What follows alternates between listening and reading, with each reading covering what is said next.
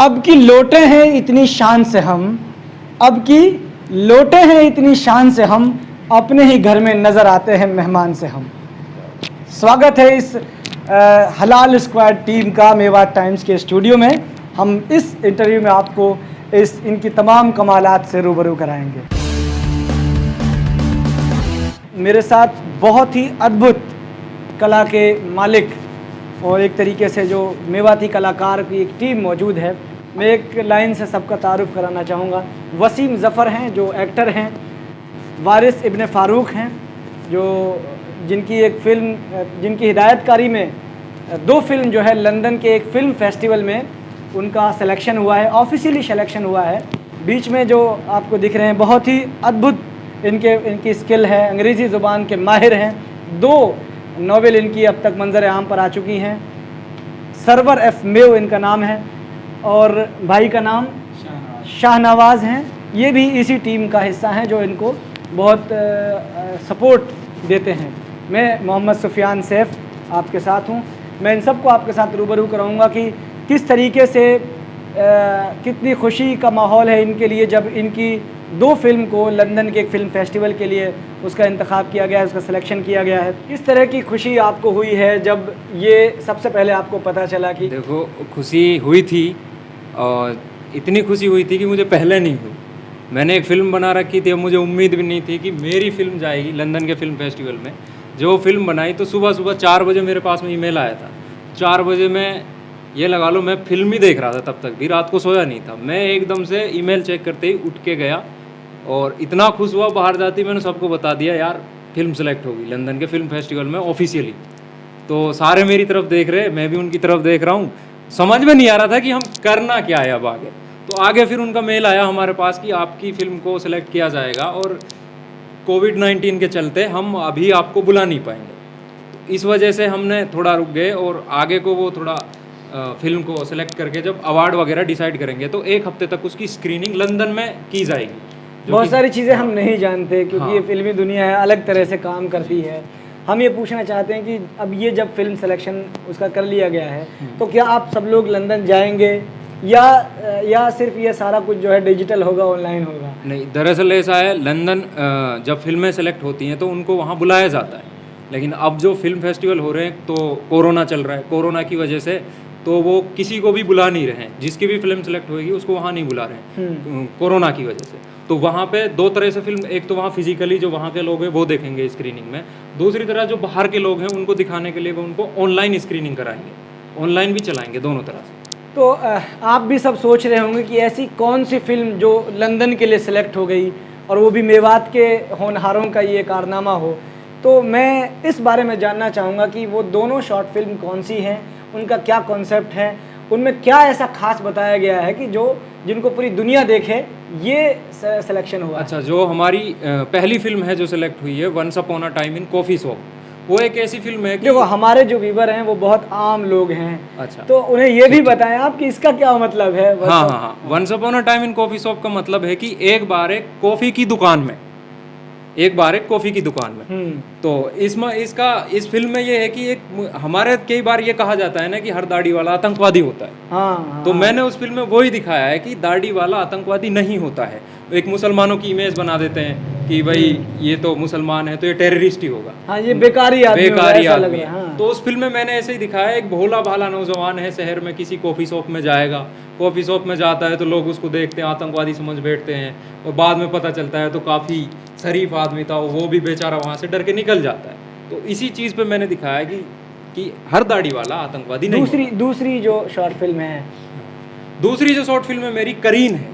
करीन एक किरदार है जो कुरान में भी जिसका जिक्र है, यानी हमारा एक बुरी साइड जो एक ऐसा हमारा शैतानी बिल्कुल किरदार जो हमको गलत काम करने के लिए उकसाता है, करीन है जो, उसके ऊपर मैंने ये फिल्म बनाई। तो ये दोनों अभी अवेलेबल है अगर कोई देखना चाहे? हाँ, ये दोनों हलाल स्क्वाड नाम से हमारा चैनल है जो कि हमारी टीम है हलाल स्क्वाड, उस चैनल पे दोनों फिल्में हमारी यूट्यूब पर अवेलेबल है। अच्छा, वसीम ज़फ़र, मैं आपसे रूबरू हूँगा कि अभी ये 2 फिल्मों के बारे में हमने बात करी, इसके अलावा मैंने सुना है कि आपकी टीम जो है अब मेवात की तरफ रुख कर रही है। और उसमें आप मेन एक तरीके से किरदार हैं, मरकज़ी किरदार आप निभाएंगे। हाँ बिल्कुल, ये बात सही है। और हम सब लोग टीम के मेंबर हैं। हमारी जो टीम है हलाल स्क्वाड, सारे मेंबर एक प्रोजेक्ट पे काम कर रहे हैं और फ्यूचर में भी काफ़ी सारे प्रोजेक्ट आएंगे इंशाल्लाह। तो जिस प्रोजेक्ट हम अभी जो अक्टूबर में करने वाले हैं वो रैगिंग के ऊपर बेस्ड है और उसमें मैं मेन रोल प्ले कर रहा हूँ। ये रैगिंग क्या होता है? रैगिंग एक ऐसा सिस्टम है एकेडमिक इंस्टीट्यूशंस में, जैसे यूनिवर्सिटीज़, कॉलेजेस और स्कूल्स में जो सीनियर स्टूडेंट्स होते हैं वो फ्रेशर्स को, मींस के जो नए बच्चे, न्यू स्टूडेंट्स आते हैं जो स्कूल में, उनसे वो मजाक में तंग करते हैं और अजीबोगरीब सवाल पूछते हैं उनसे। कई बार तो इस हद तक चली जाती है बात कि वो बच्चे कई बार सहन नहीं कर पाते और उस हिसाब से फिर वो गलत कदम उठा लेते हैं। सब कुछ बर्दाश्त और से बाहर हाँ, हो जाता है। बहुत सारे केसेस आते हैं सुसाइड्स के और मर्डर्स के, रैगिंग के चक्कर में। तो बहुत ही अहम मुद्दा आपने इस फिल्म हाँ, के जरिए से इस उठाया इशू को है। हम एक्सप्लेन करेंगे और आपको दिखाएंगे इंशाल्लाह। चलिए, बहुत शुक्रिया। सर्वर एफ मेओ, उनसे हम रूबरू होंगे। अंग्रेज़ी के माहिर हैं। आपको इनकी शक्ल से, बल्कि हम सबकी शक्ल से ही हम देख रहे होंगे कि ऐसा नहीं लग रहा है कि ये इंटरनेशनल कलाकार हैं, ऐसा लग नहीं रहा है, लेकिन हैं ये और मेवात के होनहार हैं। आप सबको इनकी इनके लिए दुआएं करनी हैं कि ये अपने कैरियर और अपने ज़िंदगी के हर शोबे में आगे बढ़ें। सरवर भाई, आपने जो 2 अफसाने लिखे हैं अंग्रेज़ी में, उनके नाम बताने से पहले मैं ये जानना चाहूँगा कि हलाल स्क्वाड में जो ये आपकी जो टीम है, इसमें आप किस तरीके से मौजूद हैं? पहले मैं अपनी इस टीम में मौजूदगी से पहले मैं, आपने सवाल किया था वारिस भाई से कि कितनी खुशी होती है ऐसी बातें जब आपको सुनने के में मिलती हैं। तो वारिस भाई की फिल्म सेलेक्ट हुई है तो ऑब्वियस सी बात है कि वारिस को बहुत खुशी हुई होगी। लेकिन मैं जिस तरीके से वारिस को जानता हूँ तो मेरे लिए एक आम सी बात थी कि वारिस की फिल्म सेलेक्ट हो गई। वो इसलिए आम सी बात थी कि मुझे बताया कि ये सच में एक आम बात है। वारिस की जो फिल्में हैं, जो उनका कंटेंट होता है, जो आइडिया होता है वारिस का, वो इनसे कहीं ज़्यादा ऊपर होता है, इनसे कहीं ज़्यादा अफजल होता है। और इंशाल्लाह आने वाले वक्त में मुझे पूरा यकीन है कि वारिस जो ये काम कर रहा है इसमें इससे भी कहीं ज़्यादा ऊंचे मकाम पर रहेंगे और इससे भी बेहतर फिल्में बनाएंगे। और यही मेरी दुआएं भी है कि क्योंकि मैं वारिस को जानता हूं। देखिए, कुछ लोग कह सकते हैं कि हम फिल्म प्रमोट कर रहे हैं, उसको हम जस्टिफाई नहीं कर रहे हैं, लेकिन हम ये कहना चाहते हैं कि क्या जब डिजिटल सब कुछ हो चुका है, समाज को सुधारने के लिए क्या इस समत में कोशिश होनी चाहिए? आप कुछ अलग मुखर तरीके से इन बातों को रखते आए हैं। अभी थोड़ी देर पहले भी हमारी जब फॉर्मल गुफ्तगू हो रही थी तब आप कह रहे थे, क्या कहेंगे? मसला ये है कि कुछ चीज़ें जो कही जानी चाहिए उनको नहीं कहा जा रहा है, जो चीज़ें दिखाई जानी चाहिए उनको नहीं दिखाया जा रहा। बिल्कुल। और जो चीज़ें हम सुन रहे हैं वो ऐसी चीज़ें हैं कि उनके पीछे मुझे तो कम से कम साफ झूठ नज़र आता है। फॉर एग्जाम्पल, अगर हम बात करें कि कोई कहे कि हाँ यार दुआ करना मेरे लिए, फेसबुक पे कोई ये बात कहे तो ये एक अजीब सी बात है। हो सकता है कि मैं सूफियान भाई मेरा फेसबुक फ्रेंड हो और मैं सूफियान भाई को कभी जानता भी ना हो और सूफियान भाई की एक पोस्ट पे कहा कि दुआ करो, मैं कमेंट कर देता हूँ हाँ इंशाल्लाह आपको ठीक हो जाएगा, तो वो दुआ नहीं रहती। कुछ चीज़ें ऐसी हैं कि उन चीज़ों को ऐसे ही पेश किया जाना चाहिए जैसी वो होती हैं, लेकिन ये हमारे समाज में नहीं होता आ रहा है। उसके लिए हम बड़ों को भी जिम्मेदार नहीं ठहरा सकते, किसी को भी एक सिंगल एंटिटी ऐसी नहीं है जिसको हम जिम्मेदार ठहरा सकते हैं। हाँ, वो बस चीज़ें हो गई। एक कलेक्टिव कंसाइंस होता है सोसाइटी का, उसको मैं जिम्मेदार ठहरा सकता हूँ इस चीज़ के लिए। तो उस चीज़ को सुधारने के लिए हम वारिस, वसीम जफ़र, शाहनवाज, हम एक कलेक्टिव काम कर रहे हैं कि ताकि लोगों के अंदर वो चीज़ डाली जाए, उनको बताया जाए कि जो चीज़ जैसी है भाई उसको वैसे ही पेश क्यों ना करें। मैं देख रहा हूँ कि जो भी आप लोगों ने इन शॉर्ट फिल्म के दौरान जो भी मुद्दे उठाए हैं या जिन चीज़ों पर आपने काम करने की कोशिश की है या ये कि एक इनकलाबी मुहिम हो सकती है, तो ये सारे मुद्दे इंटरनेशनल, नेशनल और कम से कम एक बड़े पैमाने की बातें हैं वो जिन पर आपने अपनी मुहिम शुरू की, आपका जो दिमाग है वहाँ खर्च हो रहा है।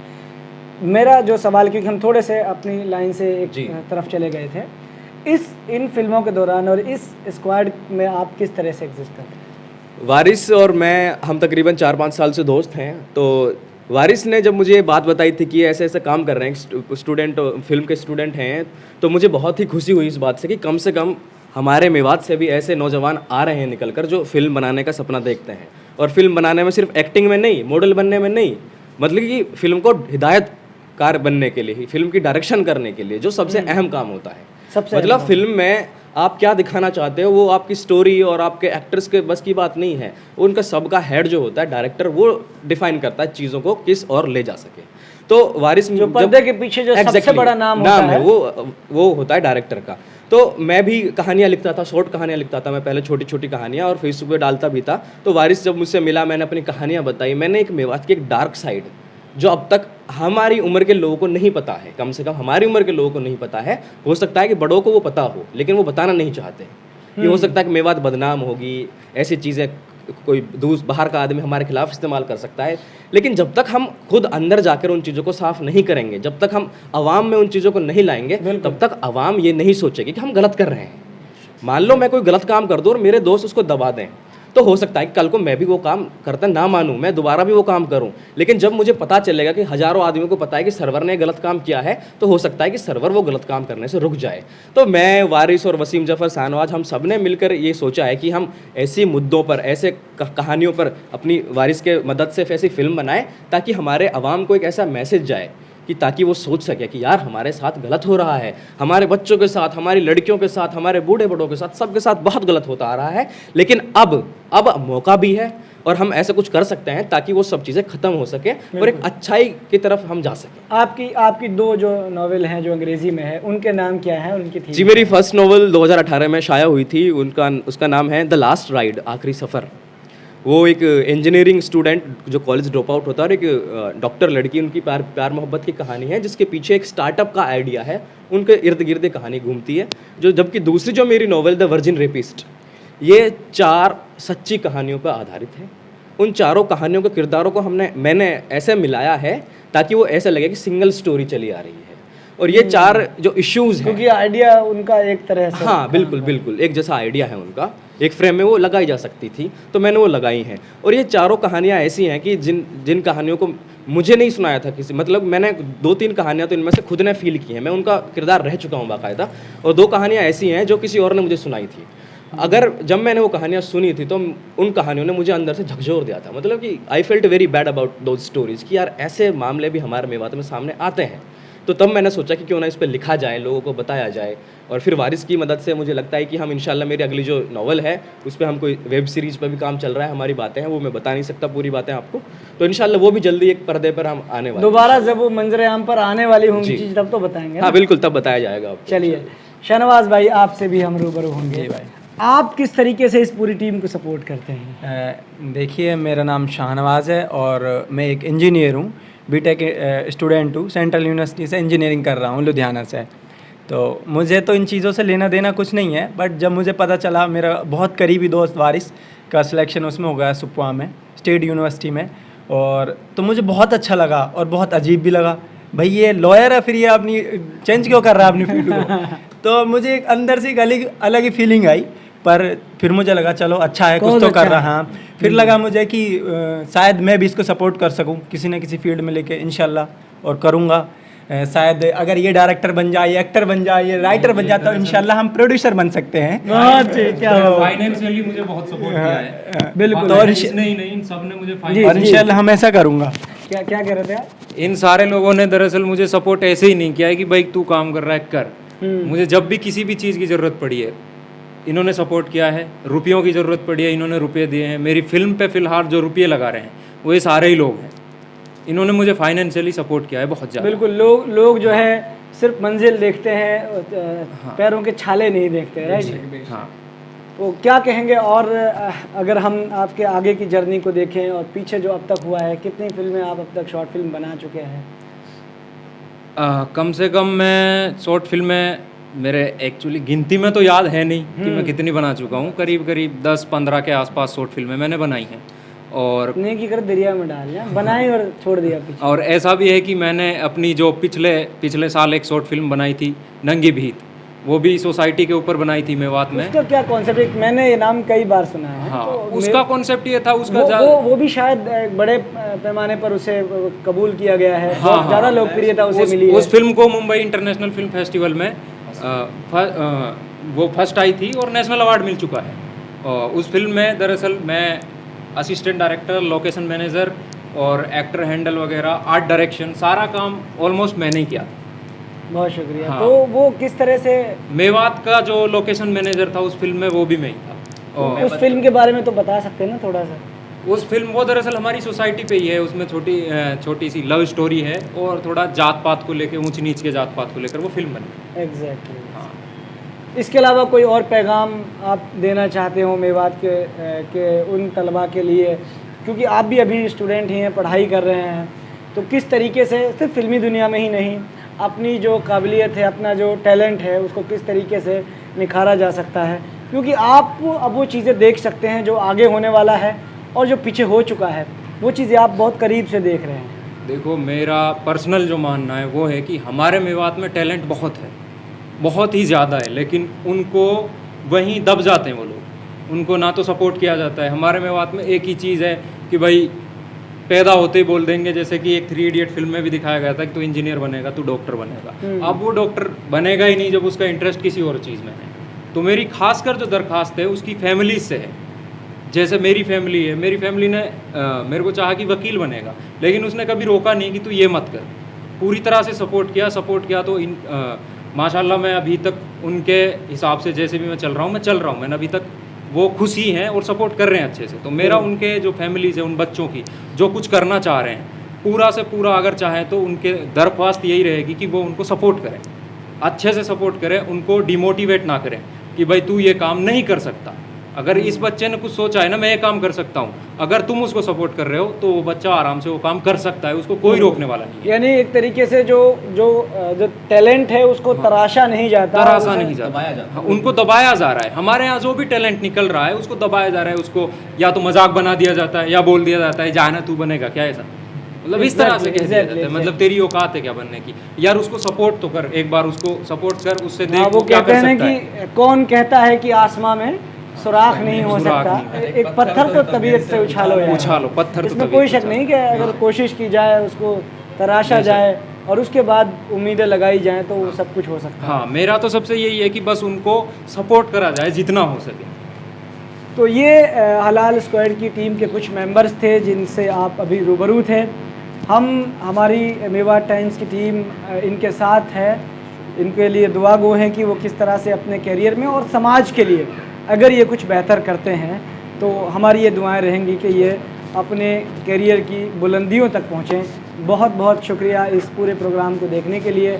हम आपसे ये गुजारिश करना चाहेंगे कि मेवात टाइम्स डिजिटल फॉर्मेट में है, आप उसको यूट्यूब पे देख सकते हैं, आप फेसबुक पर अगर हमारी वीडियो देख रहे हैं तो वहाँ पे आप उसे लाइक और फॉलो कर सकते हैं, हमारी ऐप आप डाउनलोड कर सकते हैं। ख़बरें आप लगातार पढ़ने के लिए हमारे उर्दू, हिंदी और अंग्रेज़ी की तीनों वेबसाइट्स पे आप ख़बरें पढ़ सकते हैं जो मेवात की हैं। और इसके अलावा अगर आप दुनिया भर की ख़बरें पढ़ना चाहते हैं तो आप एक हमारी और दूसरा न्यूज़ पोर्टल है, आप मिल्लत टाइम्स, उस पर जा सकते हैं। इसी तरीके से newsindiatimes.in पर भी आपको ख़बरें दस्तयाब हो सकती हैं। बहुत शुक्रिया।